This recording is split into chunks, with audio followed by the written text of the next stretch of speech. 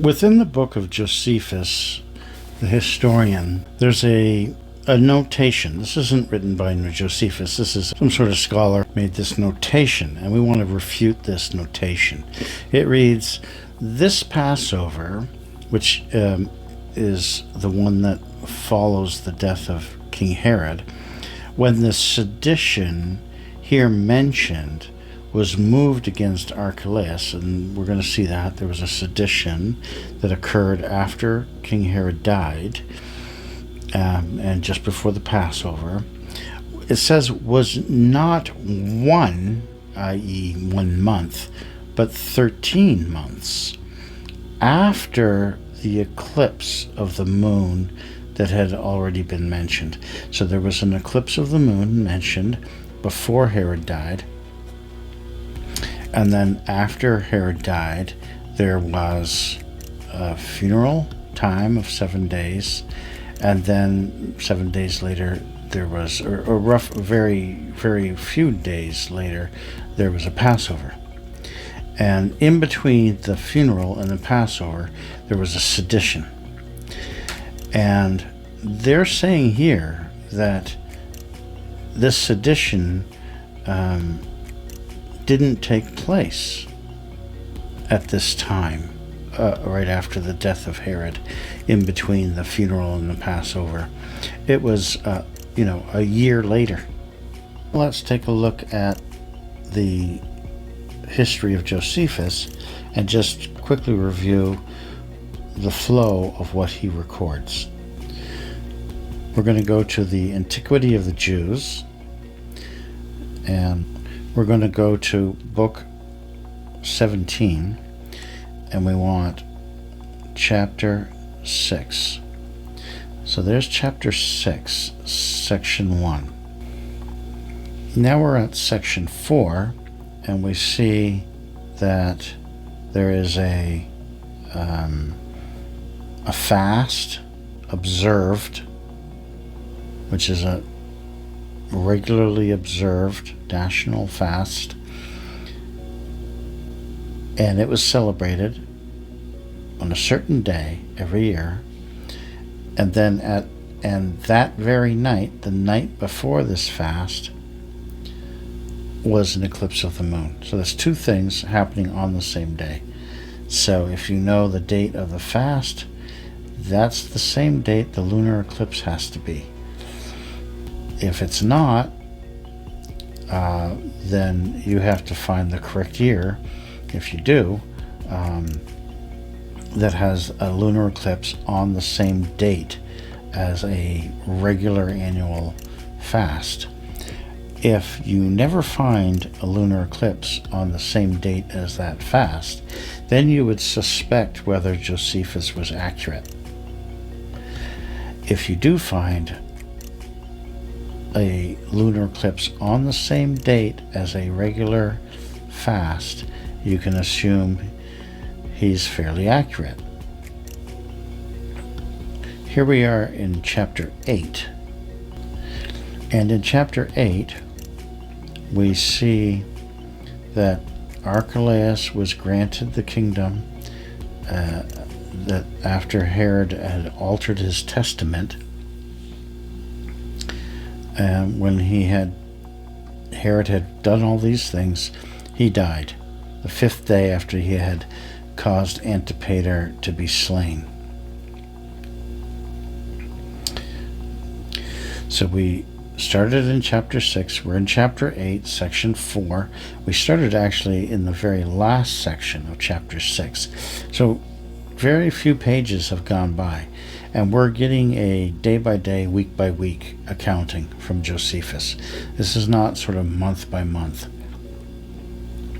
So Herod has died. There was a lunar eclipse on a fast day. Then some time goes by. Herod has died, all within basically one chapter. Chapter 7 is all that's transpired. And now they're mourning in section 4 of chapter 8 the death of Herod for 7 days.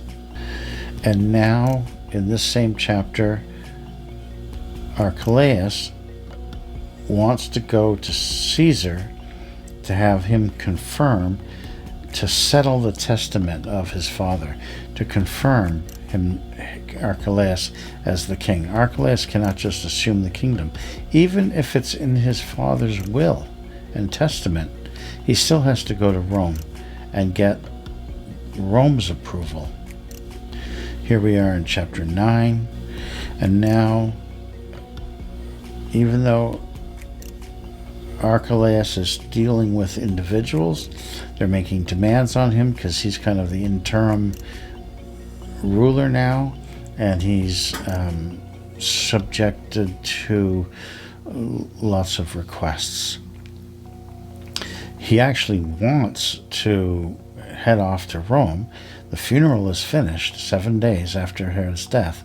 He wants to head to Rome, but he's being held back because people have requests of him.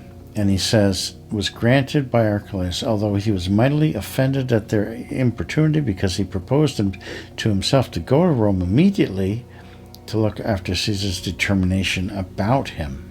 So here we are on section 3.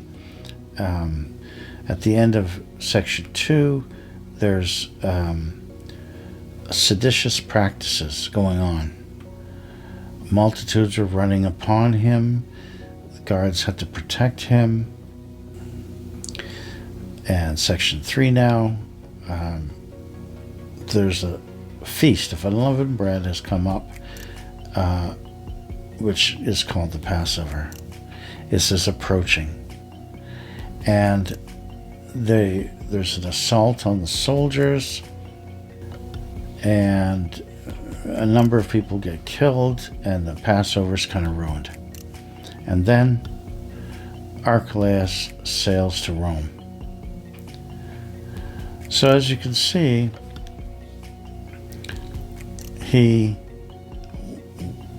wanted to go to Rome right after the funeral. There was some uprising, matters he had to tend to. They had to put down a bit of a riot. It ruined the Passover. But after that, Passover was completed.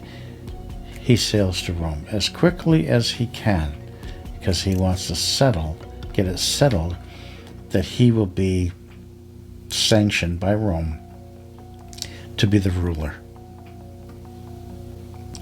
And so here's the notation at the end of this phrase about the Passover that suggests that the sedition that was mentioned, that had been moved against Archelaus, which happened in between the funeral and the Passover, okay, which is a 7-day period, because the funeral was 7 days, and then the Passover is happening very shortly after the sedition. The sedition is happening very shortly after the funeral. So if I had to guess, King Herod dies pretty much the last day of Adar. 7 days funeral, 7 days to Passover. And that's the time frame. And they say, oh no, the sedition was 13 months later, after Herod had died. But that's not possible, because Archelaus, he wants to go to Rome to confirm himself as the ruler immediately. He wouldn't be waiting for 13 months to finally go to Rome.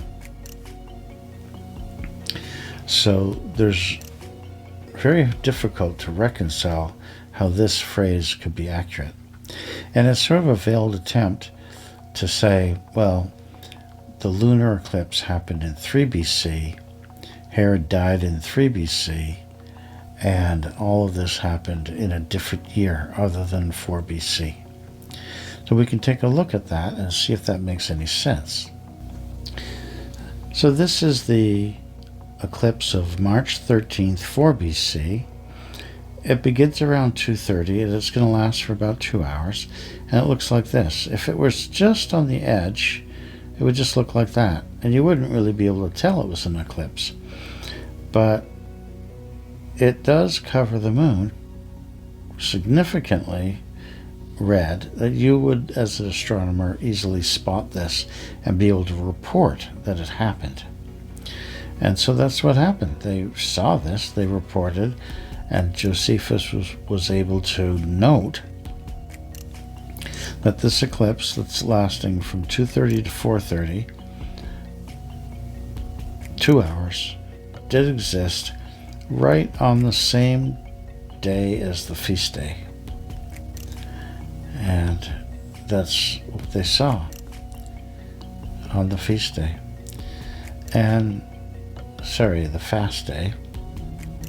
And now if you go back to 3 BC, and it was March the 2nd, and it was around 4 o'clock in the morning, you'll find, we can actually go by seconds, and you'll see over Jerusalem this so-called eclipse that did happen, but it's not visible from Jerusalem.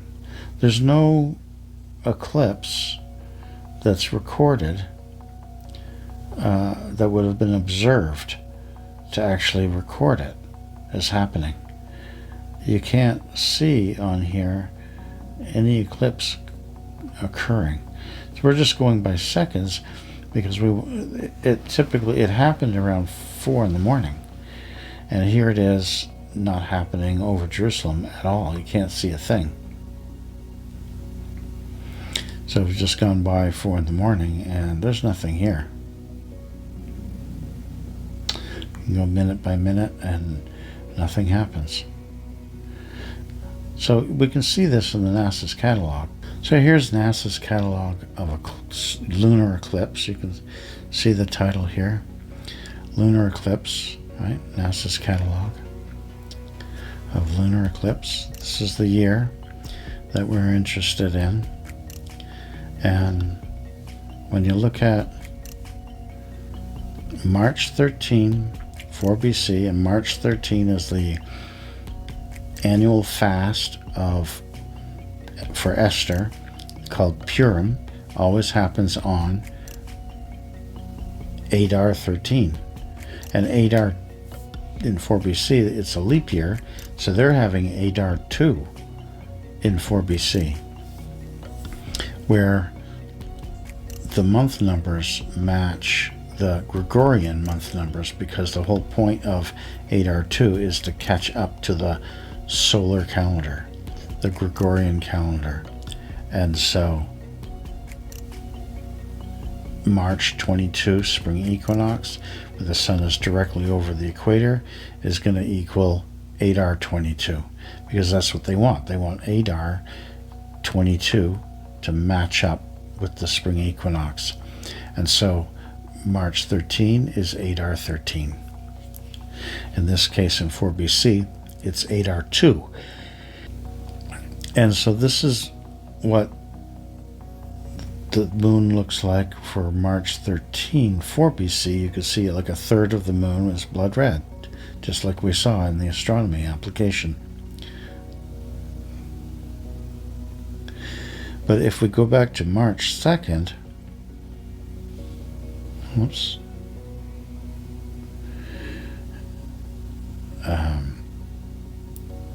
3 BC, it looks like this. There's the moon, and it's just at the most optimum location, it's just a very, very faint light gray, which over Jerusalem is nothing at all.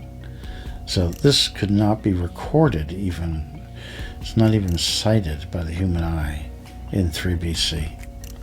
So there would never have been a lunar eclipse recorded without today's technology as happening, because they just wouldn't have seen it. And so to conclude that this notation that tries to provide an alternate possibility for when this lunar eclipse took place, when this riot took place, as, oh, it's not for another 13 months after Herod died, should be ignored. It can't possibly be true or an accurate notation. There was no lunar eclipse in 3 BC visible to the naked eye. Even the one that did exist in March 2nd of 3 BC is the wrong fast day. Only the one in 4 BC is the correct fast date, and a real lunar eclipse, blood red, that you could see.